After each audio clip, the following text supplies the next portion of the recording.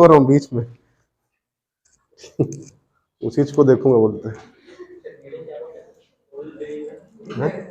Wheel देखूं कि क्या? चलो आज नया टॉपिक देखना था, है ना, छत्तीसगढ़ का इतिहास। प्राग ऐतिहासिक काल तो बाद में आएगा, सबसे पहले छत्तीसगढ़ का इतिहास। इतिहास मतलब क्या? इतिहास से क्या समझते हैं? हिस्ट्री चल ही रहा है आप लोग का, इंडियन हिस्ट्री। इतिहास की परिभाषा अगर देना है तो कैसे दोगे इतिहास को? जिसके बारे में प्रमाण मिलता हो। ठीक है,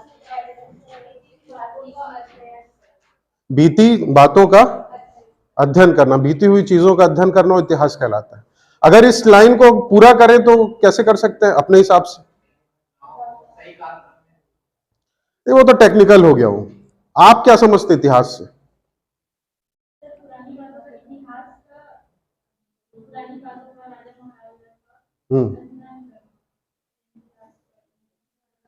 मतलब वही है, कुल मिला के पुरानी चीजों का अध्ययन करना, वही इतिहास कहलाता है ना। और उस अध्ययन से हम क्या सीख सकते हैं, ठीक है। तो ये पूरी परिभाषा, ये जो इतिहास है वो पुरातन यानी प्राचीन काल और फ्यूचर को जोड़ने का काम करते इतिहास।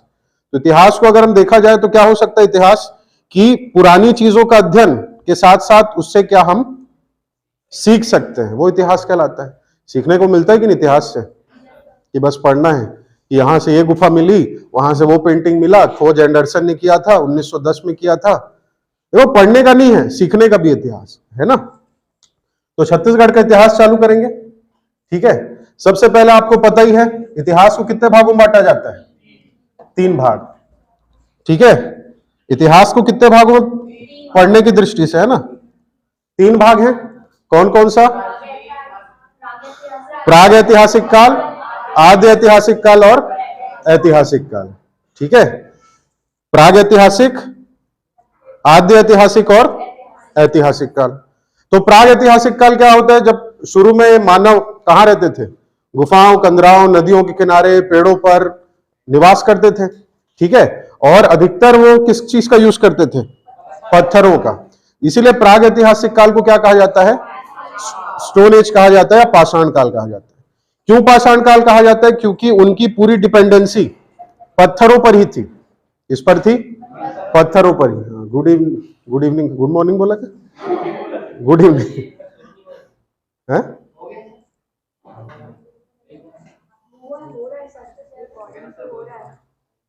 ये देता है भाई,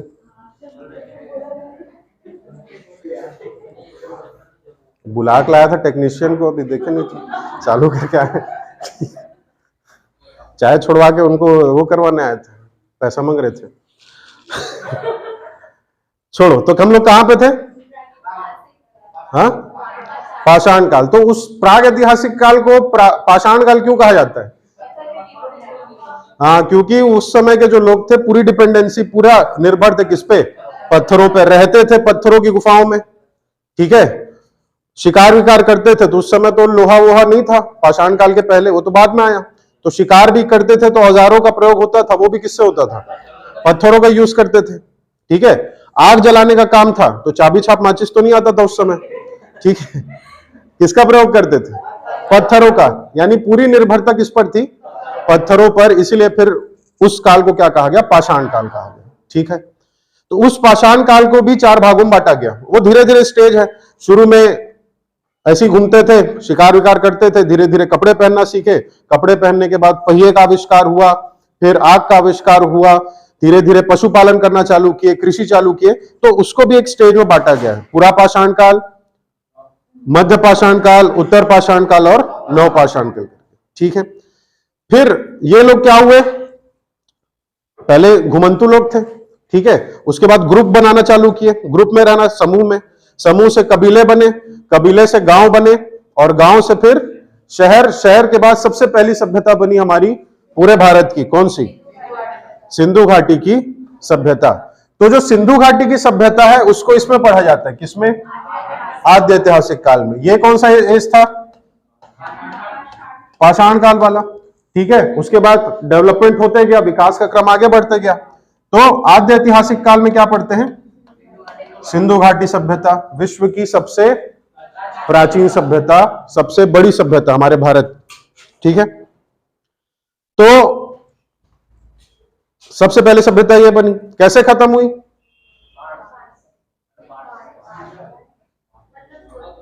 इसको लेकर अलग अलग रीजन है ना, इतिहास में पढ़े हो। अभी कौन सा टॉपिक चल रहा है हिस्ट्री में आप लोग का, इंडियन हिस्ट्री में? वैदिक काल, मतलब ये पढ़ चुके हो। कैसे खत्म हुई सभ्यता सिंधु घाटी की? हाँ हाँ, सब विद्वानों ने, अलग अलग विद्वानों ने अलग अलग रीजन दिया है। कोई बोलता बाढ़ से हुई, कोई बोलता भूकंप आया, है ना, कोई बोलता है कि सूखा पड़ गया था, किसी ने कहा कि कौन आए, मध्य एशिया से आर्य लोग आए और आर्यों ने क्या किया, ये सभ्यता समाप्त कर दी। जैसे मैक्स मुलर है, मैक्स मुलर का नाम सुने? कौन था मैक्स मुलर? अभी बोला सुने सर, सुने सुने, कहां सुने? तो अभी मैं बोला। यूरोप का प्रसिद्ध इतिहासकार है, उसने भारत का इतिहास लिखा है और वो बोलता है कि आर्य कहां से आए थे? आर्य मध्य एशिया से आए थे। कहां से आए थे? आर्य मध्य एशिया से आए थे, ठीक है, मिडिल एशिया, ठीक है। तो आर्य मतलब होता क्या था सबसे पहले? हाँ, जो वैदिक सभ्यता बसाए, कौन? आर्य। आर्य का मतलब होता है श्रेष्ठ। अंग्रेजों ने हमें कभी श्रेष्ठ माना ही नहीं है, तो वो लोग इस चीज को एक्सेप्ट ही नहीं करते हैं कि आर्य आप लोग थे। आप लोग नहीं है आर्य, आर्य लोग बाहर से आए, तो बाहर से आए और उन लोगों ने यहाँ पे भारत में वैदिक सभ्यता बसाई करके। वो लोग हमेशा हमको हे दृष्टि से देखे, ठीक है। हम लोग को हमेशा वो लोग मदारी और सपेरों का देश कहा है उन्होंने, ठीक है। किसने? मैंने नहीं कहा, किसने कहा है? अंग्रेजों ने कहा है, ठीक है। और अपने हिसाब से इतिहास को लिखा है उन्होंने, अंग्रेजों ने, ठीक है। अब भाई उनके लिए भारत की खोज कब हुई थी? वास्को डी गामा ने किया था, उसके पहले भारत नहीं था क्या? ठीक था ना, सिंधु घाटी सभ्यता उनका बाबा बना के गया था। ऐसा ऐसा तो उन लोगों ने लिखा है, लेकिन फिर भी हम लोग पढ़ते हैं कि वास्को डी गामा ने क्या किया, भारत की खोज, लेकिन हमारे लिए नहीं किया, किनके लिए किया था? वैसे ही मैक्स मुलर, मैक्स मुलर पूरा भारत का इतिहास लिखा है और मजे की बात यह है कि वो कभी भारत आया ही नहीं है, ठीक है। ये तो बहुत बार डिस्कस कर चुके हैं।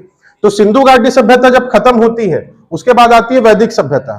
तो सिंधु घाटी सभ्यता को छत्तीसगढ़ में नहीं पढ़ा जाता, क्योंकि आप लोग जान रहे हैं कि सिंधु घाटी सभ्यता का विस्तार कहां से कहां तक था? जम्मू कश्मीर से लेके महाराष्ट्र और इधर पाकिस्तान से लेके उत्तर प्रदेश तक। शॉर्ट ट्रिक सुने होंगे, मादा सुआ, है ना, मांडा, दाइमाबाद, सुतका गेंडोर और आलमगीरपुर। तो इस जम्मू कश्मीर से महाराष्ट्र और पाकिस्तान से उत्तर प्रदेश के बीच छत्तीसगढ़ आता है क्या? नहीं आता। तो सिंधु सभ्यता का विस्तार छत्तीसगढ़ में नहीं था, इसलिए आद्य ऐतिहासिक काल में सिंधु घाटी सभ्यता को नहीं पढ़ा जाता। छत्तीसगढ़ के परिप्रेक्ष्य में बोल रहा हूं, ठीक है। इसको पढ़ा जाता है कि कहां कहां से प्रमाण मिले हैं, कहां से कुदाली मिली है, कहां से नुकीले औजार मिले हैं, कहां से वो केव्स में जो पेंटिंग बनाए गए थे शैल चित्र, वो कहां से मिला, इसको पढ़ा जाता है। इसको नहीं पढ़ा जाता। क्यों नहीं पढ़ा जाता, समझ में आया? क्यों? क्योंकि सिंधु सभ्यता का विस्तार छत्तीसगढ़ में नहीं था। Very good. उसके बाद आता है ऐतिहासिक काल। ऐतिहासिक काल अर्थात अब वैदिक सभ्यता, ठीक है। वैदिक के बाद महाजनपद, फिर रामायण काल, महाभारत काल। इस काल में तो छत्तीसगढ़ था ना। रामायण काल में तो राम जी पूरा छत्तीसगढ़ में ही रहे, 14 में से 10 वर्ष, ठीक है। हाँ, 9 बताए थे, 9 से 10 वर्ष जी, ठीक है। और महाभारत काल में छत्तीसगढ़ के प्रमाण प्राप्त होते हैं, खल्ल वाटिका, शिशुपाल पर्वत, राजा मोरध्वज, ये सब, है ना। उसके बाद मौर्य काल के क्या प्रमाण मिले, ये पढ़ते पढ़ते पूरा अंग्रेजों तक आएंगे। इसमें ऐतिहासिक काल में याद रहेगा, ठीक है। तो छत्तीसगढ़ के इतिहास को मेनली, सॉरी, भारत के इतिहास या छत्तीसगढ़ के इतिहास को मेनली कितने भागों में बांटा गया? 3। पहला प्राग ऐतिहासिक, दूसरा आद्य ऐतिहासिक और तीसरा ऐतिहासिक। इसमें से कितने को छत्तीसगढ़ के परिप्रेक्ष्य पढ़ेंगे? 2। कौन कौन सा? आद्य ऐतिहासिक काल को, क्योंकि सिंधु सभ्यता का विस्तार छत्तीसगढ़ में नहीं था। अगर तीनों में डिफरेंस की बात करें तो ये नीचे लिखा हुआ है, आप लोग देख रहे हो क्या, कि प्राग ऐतिहासिक काल में कोई भी लिखित साक्ष्य उपलब्ध नहीं थे। इसमें आद्य ऐतिहासिक काल में लिखित साक्ष्य उपलब्ध थे, लेकिन पढ़ा नहीं जा सका, और इसमें लिखे भी और पढ़े भी, ठीक है।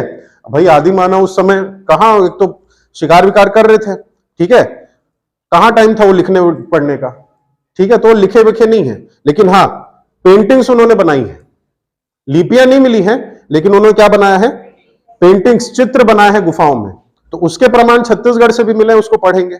ठीक है, तो लिखित प्रमाण कोई उपलब्ध नहीं है, कौन से काल का, पाषाण या प्राग ऐतिहासिक काल।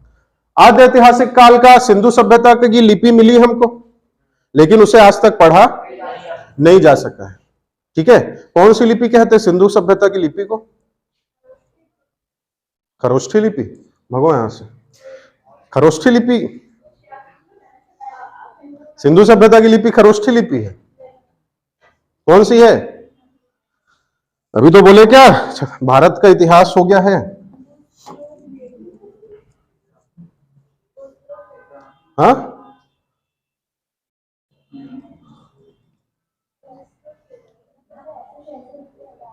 ऐसे से ऐसे लिखते हैं,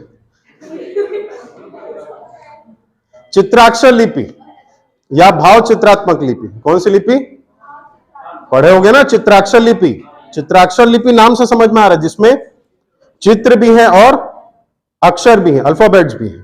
ठीक है, सिंधु सभ्यता की लिपि कैसी थी, चित्राक्षर लिपि थी। ठीक है, लेकिन जिसे आज तक पढ़ा नहीं जा सका है। ठीक है, लेकिन हम लोग पढ़ेंगे, हम लोग पढ़ेंगे। देखो कैसे पता चलता है, देखो एक तो पॉइंट बोल रहा है क्या कि सिंधु सभ्यता की लिपि कैसी थी, चित्राक्षर, और दूसरा ये आप पढ़े हो कि इसे कैसे लिखा जाता था, बाएं से दाएं, फिर दाएं से बाएं, फिर बाएं से दाएं, इस टाइप से लिखा जाता था, है ना। तो एक तरफ आप क्या बोल रहे हो कि लिपि चित्राक्षर थी जिसे आज तक पढ़ा नहीं जा सका, और दूसरी तरफ बोल रहे हो कि लिपि कैसे लिखी जाती थी, दाएं से बाएं, बाएं से दाएं। तो जब पढ़ी नहीं जा सकी तो पता कैसे चल रहा है कि दाएं से बाएं और बाएं से दाएं लिखी जाती थी, बताओ।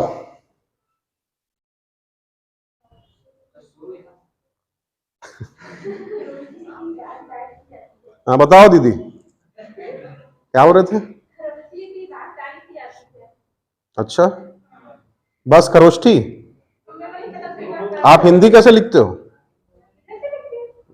कहां से लिखते हो, बाएं से दाएं लिखते हो, दाएं से बाएं लिखते हो, तो अभी इतिहास आधा ही पढ़े हो जी, पूरा पढ़ोगे तो पता चलेगा कौन सी लिपि कहां से लिखी जाती है। ठीक है, उर्दू कैसे लिखी जाती है, उसको यही नहीं पता, दाएं से बाएं, बाएं से दाएं को इधर से बोलती है, फिर इधर से बोलती, किसका दाएं किसका बाएं है, हाँ उर्दू वो दाएं से बाएं हुआ, है ना, और हिंदी कैसे लिखा जाता है, बाएं से दाएं, और ये कैसे लिखा जाता था, चित्राक्षर, हाँ ये बाएं से दाएं फिर दाएं से बाएं, इस टाइप से लिखा जाता है। जैसे हम लोग हिंदी कैसे लिखते हैं, एक लाइन यहां से लिखे, अरे देखो ना इधर, एक लाइन यहां से लिखे, ऐसे खत्म हुआ, बाएं से दाएं लिखे, उसके बाद फिर कहां, यहां से थोड़ी लिखना चालू कर देते हैं, फिर वापस आते हैं यहां से, फिर ऐसे लिखते हैं, फिर ऐसे लिखते हैं। लेकिन ये सभ्यता की लिपि कैसी थी, सांप जैसे चलता था, ये लिखे कंप्लीट किए, अब यहीं से नीचे उतर गए, ठीक है, उसके बाद ये लाइन लिखे, उसके बाद फिर यहीं से नीचे उतर गए, फिर ये लाइन लिखे, इस तरफ से, जब तक पन्ना खत्म नहीं होता था। पन्ना मतलब वो सैल खड़ी जो मिट्टी का बनाते थे वो उस, ठीक है। तो मेरा क्या क्वेश्चन था वो भुलवा दी, क्या क्वेश्चन था, हाँ एक तो हम लोग बोल रहे हैं कि सिंधु सभ्यता की लिपि चित्राक्षर थी जिसे आज तक पढ़ा नहीं जा सका, लेकिन ये हम लोग को पता है कि दाएं से बाएं और बाएं से दाएं लिखी जाती थी। तो कैसे पता चला कि ये लिखी जाती है, क्योंकि आज तक तो पढ़ा नहीं जा सका है। तो सन्नाटा क्यों है,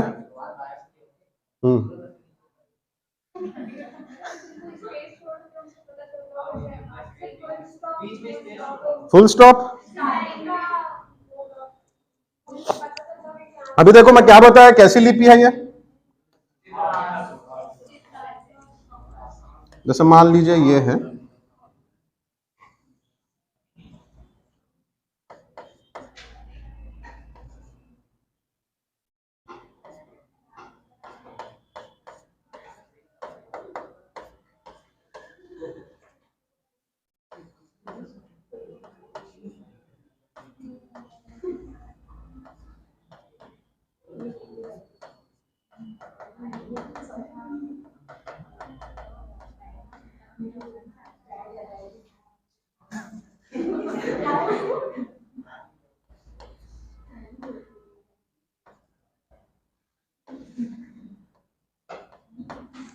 समझ में आ रहा है? नहीं आ रहा है? कैसे समझ में आएगा? सिंधु सभ्यता की लिपि है, जिसे आज तक पढ़ा नहीं जा सका है, तो कहां समझ में आएगा? ठीक है, लेकिन हम लोग पढ़ेंगे। कुछ भी लिखें। देखो मैं क्या बताया, सिंधु सभ्यता की लिपि कैसी थी? चित्राक्षर लिपि थी। कैसी लिपि थी? चित्राक्षर। तो इस पे अक्षर दिख रहे होंगे। क्या अक्षर दिख रहे हैं? एक ये दिख रहा होगा, ये दिख रहा होगा, ये सब अक्षर है। लेकिन चित्र भी दिख रहा है आपको। किस टाइप का चित्र दिख रहा है? एक ये आदमी दिख रहा होगा और एक जानवर दिख रहा होगा। ठीक है, कोई भी जानवर है वो सिंधु सभ्यता का जानवर है वो। समझने के लिए बता रहा हूं। ठीक है, तो भाई आदमी देखो हाथ में क्या लिया होगा? एक भाला या लकड़ी जैसा लिया हुआ है। ठीक है, तो जानवर सामने रहेगा तभी तो मारेगा ना, ऐसे कि वैसे पीछे होके मारेगा। अंधीम थोड़ी मारेगा जी, पीछे सामने होके मारेगा ना ऐसे। तो भाई अक्षर तो हमको समझ नहीं आए, लेकिन चित्र तो समझ सकते हैं ना। तो इतिहासकारों ने चित्रों की समझ से ये माना कि ये लिपि कैसे लिखी जा रही है, बाएं से दाएं। उन्होंने चित्रों को सीक्वेंस जमाया कि हाँ यहाँ पे कोई आदमी है, वो भाला फेंक के शिकार कर रहा है किसी जानवर का, जानवर मर गया, उसको लाए कबीले में, फिर पकाए खाए, इस टाइप का सीक्वेंस जमाते हुए। अक्षर तो नहीं पढ़ पाए, लेकिन चित्रों के माध्यम से उन्होंने जाना क्या कि ये लिपि इस टाइप से लिखी जाती है। क्लियर हुआ? पहला रीजन। दूसरा रीजन, पहला रीजन क्या था? चित्रों के माध्यम से। और दूसरा रीजन है गैपिंग के आधार पे। गैपिंग मतलब हाँ, जैसे कि ये मान लीजिए एक सिक्का है, ठीक है, तो जैसे कि आप लोग को एक लाइन दिया मैं लिखने के लिए, और उसमें बोला कि आप लिखिए अपना नाम और एड्रेस। तो आप कैसे लिखोगे? शुरू में अच्छा लिखोगे, जैसे आप नोट्स वोट्स बनाते हो, कॉपी वॉपी, तो शुरू में अच्छी रहती है ना कॉपी। उसके बाद फिर जैसे ही 10-11 पेज चालू हो जाते हैं तो भागे दुरंतो एक्सप्रेस पूरा। शुरू में एकदम अच्छा लगता है कि मेंटेन करके चलेंगे कॉपी को, है ना। तो वैसे ये भी शुरू में आपको अच्छा देखने को मिलेगा, मतलब जगह अच्छी, क्योंकि आपको अच्छी जगह मिल रही है लिखने के लिए। लेकिन जैसे जैसे लाइन कम पड़ती जाएगी और आपके पास वाक्य ज्यादा है, तो आखिरी में क्या होगा? यहाँ पे गैपिंग ज्यादा हो जाएगा।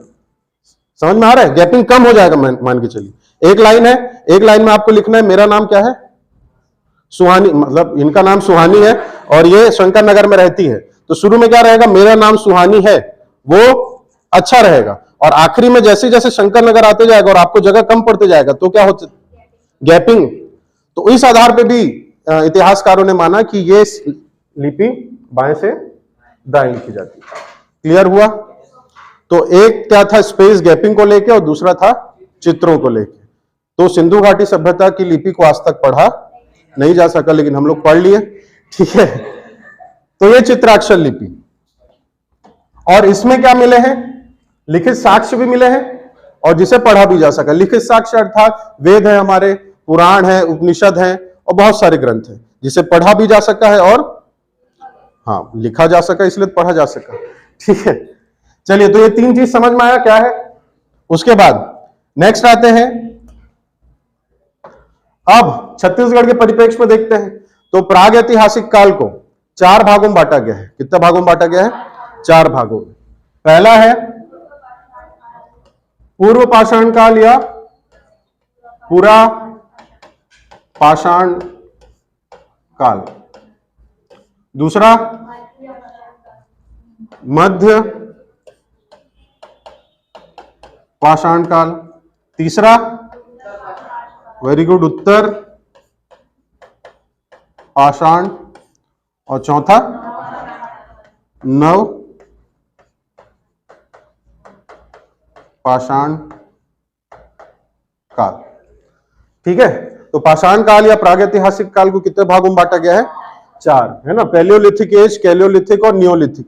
ठीक है, पूरा पाषाण काल, मध्य पाषाण काल, उत्तर और नव पाषाण काल। ठीक है, तो पूरा पाषाण काल के प्रमाण छत्तीसगढ़ का में कहां से मिले हैं? ठीक है, रायपुर से मिले हैं, हाँ रायगढ़ से मिले हैं। ठीक है, मध्य पाषाण काल के प्रमाण कहां से मिले हैं? उत्तर पाषाण और नव पाषाण काल के प्रमाण कहां से मिले हैं? वो जगहों के नाम और वहां से क्या क्या आकृतियां मिली है, वो सब चीजों को इसमें देखेंगे। क्लियर है? उसके बाद आद्य ऐतिहासिक काल में क्या पढ़ना रहता है? सिंधु घाटी सभ्यता। ये भारत के इतिहास में पढ़ते हैं, लेकिन छत्तीसगढ़ के इतिहास में इसको नहीं पढ़ेंगे। क्यों नहीं पढ़ेंगे पता ही है? क्यों नहीं पढ़ेंगे? क्योंकि सिंधु सभ्यता का विस्तार छत्तीसगढ़ में नहीं था। ठीक है, इसका मतलब यह है क्या कि यहां पे लोग नहीं रहे होंगे, जानकारी नहीं मिलती। ठीक है, उसके बाद आता है ऐतिहासिक काल। ऐतिहासिक काल को कितने भागों में बांटा गया है? 3 भाग। प्राचीन, पहला प्राचीन, दूसरा मध्य और तीसरा आधुनिक। एंशियंट, मिडिवियल और मॉडर्न। ठीक है, प्राचीन में पढ़ना है आपको क्या? सिंधु सभ्यता खत्म हुई, फिर कौन सी सभ्यता आई? वैदिक। वैदिक के बाद महाजनपद। ठीक है, रामायण, महाभारत, जैन धर्म, बौद्ध धर्म। कलर ठीक नहीं है क्या?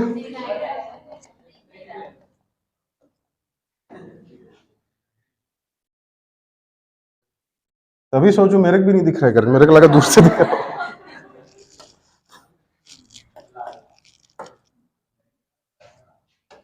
ठीक है, बताओ ना जल्दी। वैदिक, फिर रामायण, महाभारत,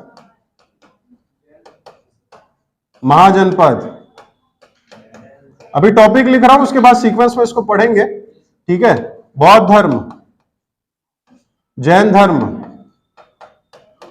मौर्य, गुप्त, जगह कम पड़ गया, मौर्य, गुप्त, सातवाहन, कुषाण, ये सब भारत के परिप्रेक्ष्य में और छत्तीसगढ़ से क्या क्या प्रमाण मिले हैं उसको देखेंगे। ठीक है, उसके बाद मध्य में क्या पढ़ना है? मध्य में आप लोग क्या पढ़ते हो भारत के इतिहास में? अरे पहले सल्तनत और मुगल पढ़ते हैं। तो जब भारत में, इसको भी बहुत बार डिस्कस कर चुके हैं। ठीक है, सल्तनत और मुगल काल जब भारत में राज कर रहे थे, खास करके मुगल, तो छत्तीसगढ़ में कौन राज कर रहे थे? कलचुरी। छत्तीसगढ़ के टॉपिक का सबसे इंपॉर्टेंट पार्ट कौन सा? कलचुरी। तो प्राचीन में आपको यह पढ़ना है, मध्य में आपको पढ़ना है कलचुरी, और उसके समय जो नागवंशी शासक थे, फणी नागवंशी, ये सब के बारे में मध्य में पढ़ेंगे।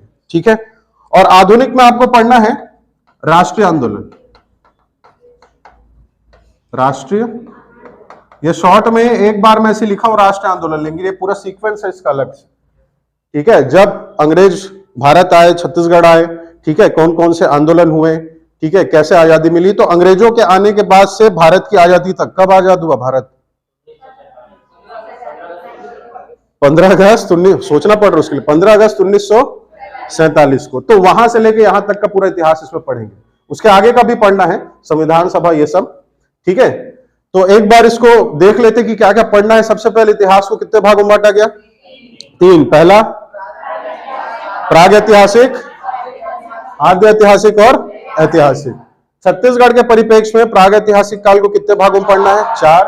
पूरा पाषाण, मध्य पाषाण, उत्तर और नवपाषाण काल। ठीक है, आद्य ऐतिहासिक काल में सिंधु घाटी सभ्यता पढ़ी जाती है, लेकिन छत्तीसगढ़ में क्योंकि विस्तार नहीं था, जानकारी नहीं मिलती। उसके बाद ऐतिहासिक काल को कितने भागों में? 3। एंशिएंट, मिडिवियल और प्राचीन में क्या क्या पढ़ना है? वैदिक।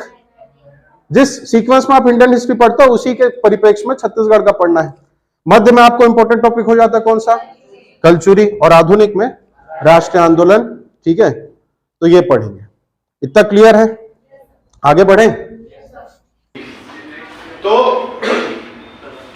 प्राग ऐतिहासिक काल में कितने भागों में बांटा गया? 4। स्टोन एज को पहला पूरा पाषाण, मध्य पाषाण, उत्तर और नवपाषाण। ठीक है, पैलियोलिथिक पहला पूरा पाषाण। तो इसमें जो आपको ये दिख रहा है चित्र, दिख रहा है थोड़ा बहुत? कहाँ दिख रहा होगा? मेरे को नहीं दिख रहा, आप लोग को दिख रहा होगा?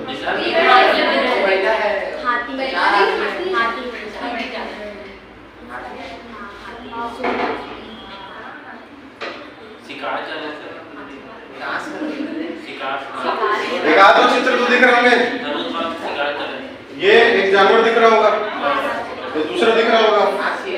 सबसे अच्छा ये दिख रहा होगा, थोड़ा ठीक ठाक में। क्या दिख रहा है?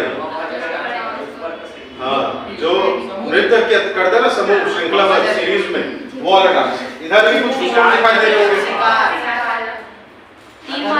हाँ, ये जो पकड़ा हुआ है ठीक है, तो ये जो चित्र है वो कौन से काल का, कौन से एज का है? पैलियोलिथिक एज या पूरा पाषाण काल। ठीक है, तो ये जो गुफा के अभी दर्शन किए, ठीक है, अमर चित्र कथा के सौजन्य से, तो है ना, ये जो है वो सिंघनपुर की गुफा का है। कौन सी गुफा का है? सिंघनपुर की गुफा।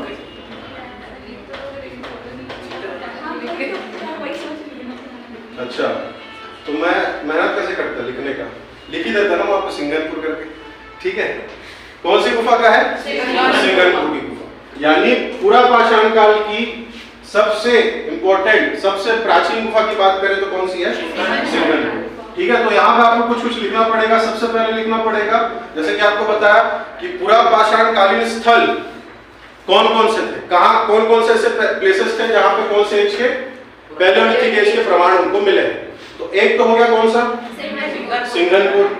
ठीक है, लिखते चलना साथ में, सिंघनपुर। दूसरा क्या चीज? खंडपुर।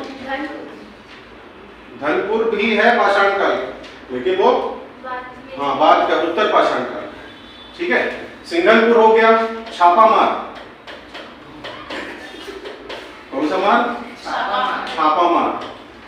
गिधा या गिधा, ये कलर तो दिख रहा है ना? और क्या क्या है? भंवर खोल, भंवर खोल। सोन बरसा, क्या बरसा? सोन बरसा। ठीक है, और भी है बहुत सारे स्थल, लेकिन ये 5 याद रखिए, है ना। कम से कम 10-12 स्थल और हैं, लेकिन आपको ये याद रखना है कौन से काल में? पूर्व पाषाण काल या पूरा पाषाण काल।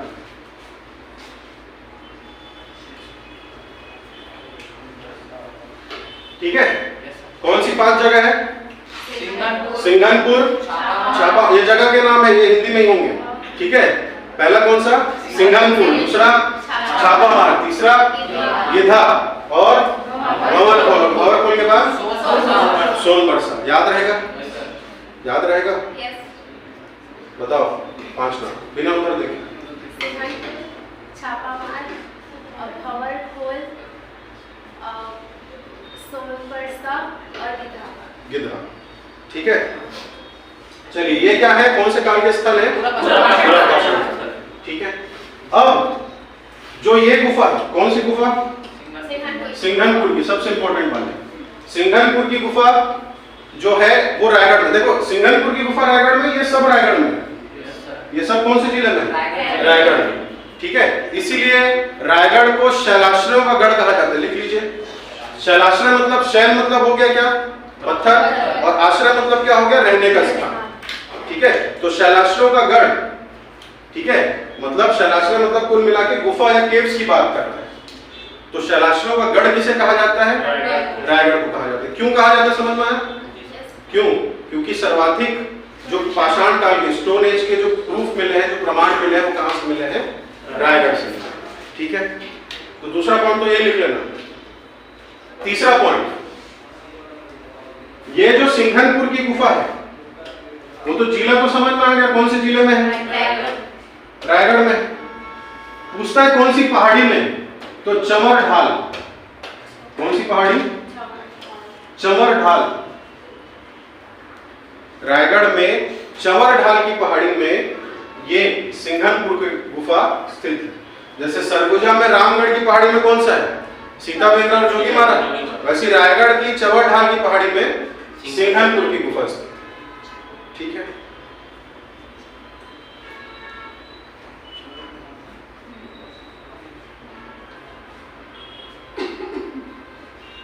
एक क्वेश्चन पूछता है कि छत्तीसगढ़ की सबसे प्राचीन गुफा कौन सी?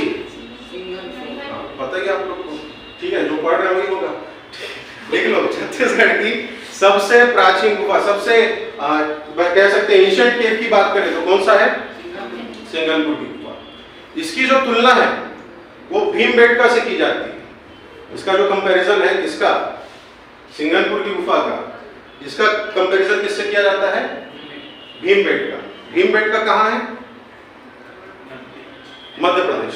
ठीक है, देख लो मध्य प्रदेश में एक स्थान है भीमबेटका, तो वहां के भी पहाड़ों गुफाओं में इस टाइप के चित्र मिले।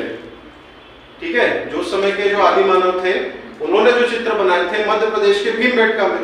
तो छत्तीसगढ़ का भीमबेटका या भीमबेटका से कंपैरिजन किसका होता है पूछता है, तो किसका? सिंघनपुर का। कौन सी पहाड़ी पर है सिंघनपुर? चमर ढाल की पहाड़ी। जिला कौन सा पड़ता है? जो कि सबसे प्राचीन गुफा है। कौन सी? सिंघनपुर। याद रहेगा। और रायगढ़ को क्या कहा जाता है? ठीक है, अब नेक्स्ट पॉइंट ये पूछता है कि ये जो जितनी भी गुफाएं मिली हैं अलग अलग स्थानों से, कौन से काल की? पुरापाषाण काल की। इसकी खोज किसने की थी? तो इसका खोज किया है एंडरसन। किसने किया है? एंडरसन। आर्कियोलॉजिस्ट था ये, पुरातत्ववेत्ता। कौन? एंडरसन। कब किया पूछेगा तो याद रखना 1910 में। कब किया है? 1910।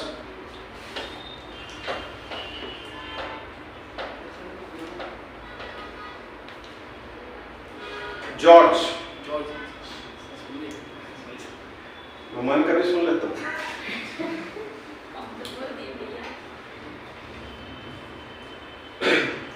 पॉइंट्स पे क्लियर करते जाना ना। सबसे पहला था अपना हेडिंग, क्या है?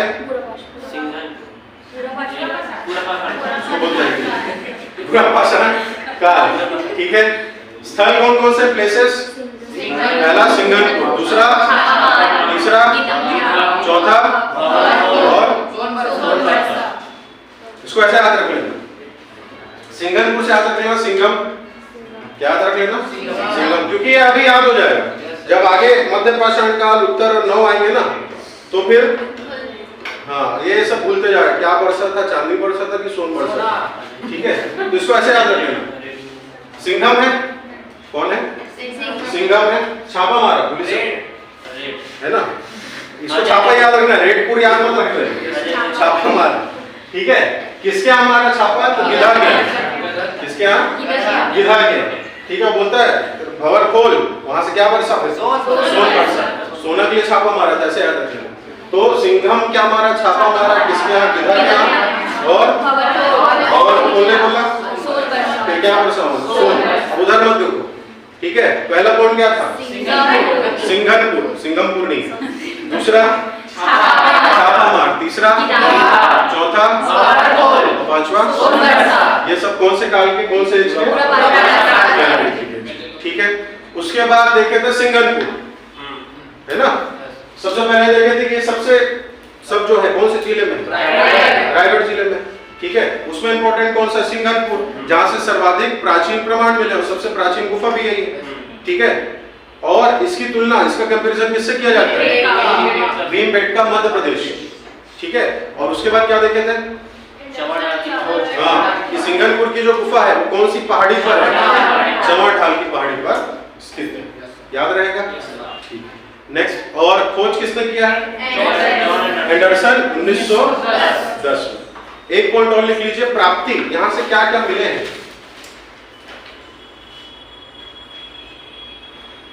तो मानव आकृतियां यहां से प्राप्त हुई। ठीक है, श्रृंखलाबद्ध मानव आकृतियां। श्रृंखलाबद्ध समझ में आ गया? सीरीज में एक साथ है ना। श्रृंखलाबद्ध मानव आकृतियां, सीरीज में ह्यूमन इमेजेस यहां से प्राप्त हुए, मिले। ठीक है, कहां से? देखो ह्यूमन इमेज जो है या एनिमल के, ये जो आपके दिख रहे मानव की आकृतियां, पशु पक्षियों की आकृतियां, वो सभी काल में मिली है। पूरा में भी मिली है, मध्य में मिली है, उत्तर में भी और नव में भी। लेकिन पर्टिकुलर क्वेश्चन उठाता है वहां से कि पर्टिकुलर मानव आकृतियां, मानव श्रृंखलाबद्ध सीरीज में वो कहां से मिली? तो वो पुरापाषाण। सांभर का, सांभर खाने वाला नहीं ना, हिरण वाला सांभर। सांभर, घड़ियाल, छिपकली, इनकी आकृतियां कहां से मिली? तो मध्य से मिली। इस टाइप से पर्टिकुलर क्वेश्चन उठाता है। तो आपको भी वही पर्टिकुलर याद रखना है पॉइंट, क्या कि मानव श्रृंखला कहां से? पुरापाषाण। याद रहेगा। एक पॉइंट और लिख लीजिए। एक क्वेश्चन आता है कि सिंघनपुर गुफा के चित्र कौन से देशों के चित्रों के समान है करके, ठीक है। एक तो छत्तीसगढ़ का जो सिंघनपुर है उसकी कंपैरिजन किससे करते हैं, भीमबेटका मध्य प्रदेश। अब फॉरेन में किससे कंपैरिजन करते हैं, विदेशों में, तो ऑस्ट्रेलिया और स्पेन। लिख लीजिए, सिंघनपुर गुफा के चित्र ऑस्ट्रेलिया और स्पेन के चित्रों के समान है। अब भाई आदि मानव तो सिर्फ छत्तीसगढ़ में थे, बाहर नहीं थे, बाहर भी थे ना, तो बाहर वालों ने भी चित्र बनाए। तो जो सिंघनपुर गुफा के चित्र हैं वो विदेशों में किसके तुलना में मतलब सेम दिखाई देते हैं, समानता है, तो ऑस्ट्रेलिया और स्पेन। और भारत में बात करें मध्य प्रदेश का भीमबेटका, याद रहेगा। तो ये आपका कौन सा काल हुआ, पूरा पाषाण काल, ठीक है। एक लास्ट बार रिपीट कर ले फिर आगे बढ़ते हैं, ठीक है। शॉर्ट में पूछ रहा हूँ, 5 जगह कौन कौन सी है, पहला, दूसरा, देख देख बता देते हैं, पहला कौन सा, दूसरा, तीसरा, गिधा के बाद ये सभी कौन से जिले में है, इसलिए रायगढ़ को शैलाश्रम का गढ़ कहते हैं, ठीक है। उसके बाद सबसे इंपॉर्टेंट केव कौन सा है, सबसे इंपॉर्टेंट गुफा सिंघनपुर, सिंघनपुर ये सबसे प्राचीन गुफा छत्तीसगढ़, ठीक है। कौन सी पहाड़ी पर है, जमनढाल। इसकी तुलना भीमबेटका से की जाती है, मध्य प्रदेश। और बाहर की बात करें फॉरेन, ऑस्ट्रेलिया और स्पेन के चित्रों से इसकी तुलना की जाती है। ये सब गुफाओं की खोज किसने की थी, कब किया था, 1910 में किया था, याद रहेगा। और यहाँ से किस चीज की प्राप्ति हुई, मेनली श्रृंखलाबद्ध मानव आकृतियां से मिली, याद रहेगा, ठीक। नेक्स्ट,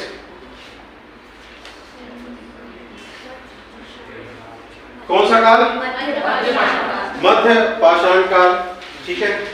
इसमें पहले दिखा देता हूं, इसको देख लो, थोड़ा बहुत दिख रहा है जी, क्या दिख रहा है, ये मगरमच्छ है, ये बोल रहा है छिपकली है,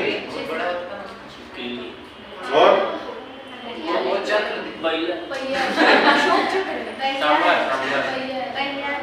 कहाँ पे सांभर दिख गया भाई, ये सांभर है कि ये सांभर है, सबसे अच्छा चित्र कौन सा दिख रहा है, दिख रहा है ना। तो अभी थोड़ी देर पहले बता रहा था ना, छिपकली, घड़ियाल, सांभर, वो मध्य पाषाण काल में, ठीक है। तो ये जो पहाड़ दिख रहे हैं, ये जो पहाड़ है, पहाड़ के ऊपर बनाया गया इसको, ठीक है, वो कबरा पहाड़। कौन सा पहाड़ है ये कबरा पहाड़, ये भी रायगढ़ में ही है, ठीक है। और एक जो ये गुफा दिख रही है, कौन सी गुफा दिख रही है, श्री सिद्ध गुफा बोतलदा, बोतलदा याद रखना है, क्या रखना है, बोतलदा। ये भी रायगढ़ में, यहाँ से भी मध्य काल के प्रमाण मिले, ठीक है। देखो सबसे प्राचीन गुफा पूछेगा तो कौन सा है, सिंघनपुर। सर्वाधिक जानकारी पाषाण काल की, स्टोन एज की सर्वाधिक जो इंफॉर्मेशन है सबसे ज्यादा, वो यहाँ से मिला है, कबरा पहाड़ से। ये तीनों को डिफरेंशिएट करते हुए पढ़ना ना। सबसे एंशिएंट केव पूछेगा तो सर्वाधिक जानकारी इंफॉर्मेशन कबरा पहाड़, और छत्तीसगढ़ की सबसे लंबी गुफा पूछेगा तो बोतलदा, छत्तीसगढ़ की सबसे लंबी गुफा पूछेगा तो बोतलदा। ये तीनों याद रहेगा, सिंघनपुर, कबरा पहाड़ और बोतलदा। सिंघनपुर प्राचीन, सबसे प्राचीन, सबसे ज्यादा जानकारी किससे मिलती है, कबरा पहाड़ से मिलती है, और सबसे लंबी गुफा बोतलदा, याद रहेगा। चलिए, तो नेक्स्ट हेडिंग है आपका कौन सा काल, मध्य पाषाण काल। इसमें सबसे पहला कौन रहेगा आपका स्थल,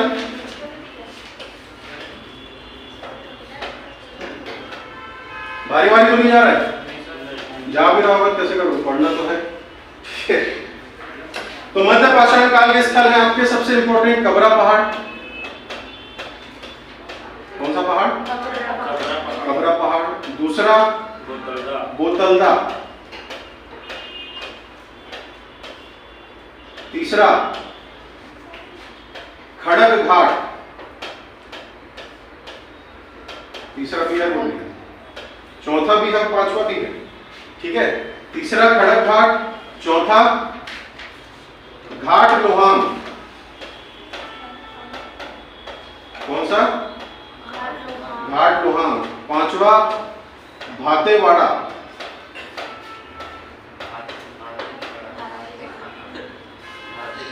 भाते खाना नहीं है, भातेवाड़ा है, ठीक है।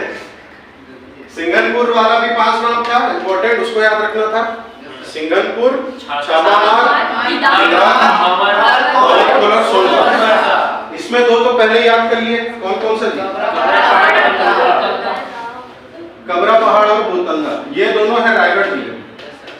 कौन से जिले में है? रायगढ़ में। और ये जो 3 है ये बस्तर में। ये 3 कहाँ है? बस्तर। ठीक है। तो 5 नाम मध्य पाषाण काल के।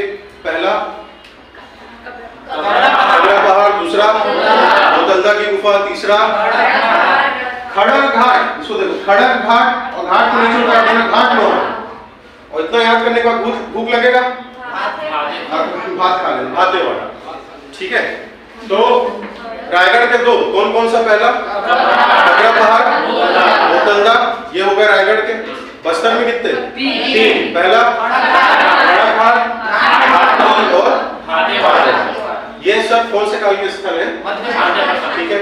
उसके बाद नेक्स्ट पॉइंट लिखिए, सेकंड पॉइंट डाल के, जो भी थोड़ी देर पहले बताया उसी को लिखना कि पाषाण काल की सर्वाधिक जानकारी कौन से पहाड़ से मिलती है? कबरा पहाड़ से।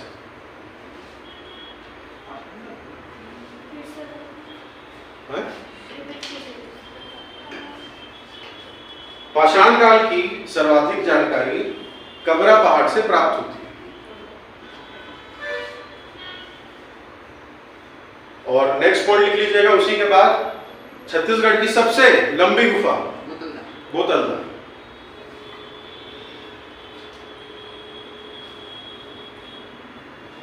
नेक्स्ट पॉइंट लिखेंगे प्राप्ति। जैसे वहां से क्या प्राप्त हुआ था, मेनली क्या चीज प्राप्त मिला था? सीरीज में मिले थे ह्यूमन इमेजेस, मानव श्रृंखला आकृतियां जो मिली थी, है ना। इसमें जो मिला है प्राप्ति वो लिखना है। अभी थोड़ी देर पहले जो देखे, छिपकली लिखिए, छिपकली, छिपकली समझ गया ना। घड़ियाल, घड़ियाल समझते हैं? Yes sir. एलिगेटर, एक मगरमच्छ रहता है और एक घड़ियाल रहता है। मगरमच्छ का मुंह छोटा रहता है, दोनों मुंह बड़ा रहता है, मत जानो, ठीक है। घड़ियाल का जो मुंह रहता है वो थोड़ा लंबे शेप में रहता है, उसके ऊपर एक लोटे की आकृति जैसा रहता है, उल्टा, है ना, वो घड़ियाल है। वो मगरमच्छ से थोड़ा सा पतला रहता है घड़ियाल। एक क्वेश्चन पूछता है कलचुरी काल में कि किस कलचुरी राजा को ग्राह ने पकड़ लिया था, घड़ियाल ने, ठीक है, वो बताऊंगा बाद में, ठीक है। इजाजत नहीं बताऊंगा लेकिन बता दूं। तो क्या बताना था? कबरा पहाड़, बोतलदा, खड़क घाट, घाट लोहाम और भातेवाड़ा। क्या मिला है यहाँ से? तो छिपकली, घड़ियाल, कुल्हाड़ी, कुल्हाड़ी। अरे मैं बताया ना, इसमें बहुत सारा यहाँ से मिले ना जी। अब सबका चित्र थोड़ी दिखाते रहूंगा, तो दिखना तो गूगल करके, ठीक है। छिपकली, कली, लिख के बताओ उसको भी, छिपकली। अरे होगा छिपकली, छिपकली, घड़ियाल, और क्या लिखे? कुल्हाड़ी, सांभर। इनके चित्र यहां से प्राप्त हुए। और एक इतिहासकार का नाम लिखना, पर्सी ब्राउन।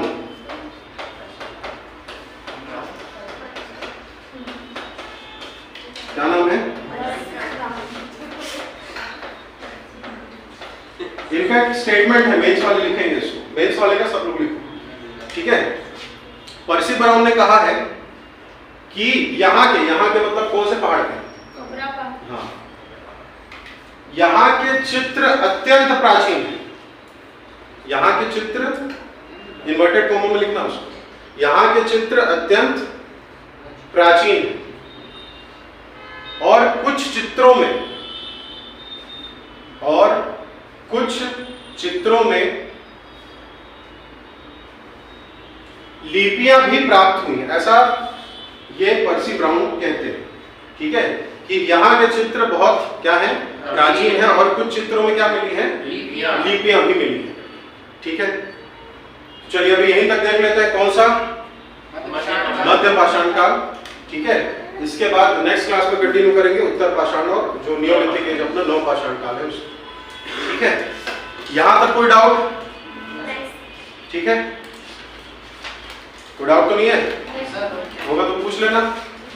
ठीक है, चलिए, थैंक यू। ये लिख लिया ना, हो गया ना?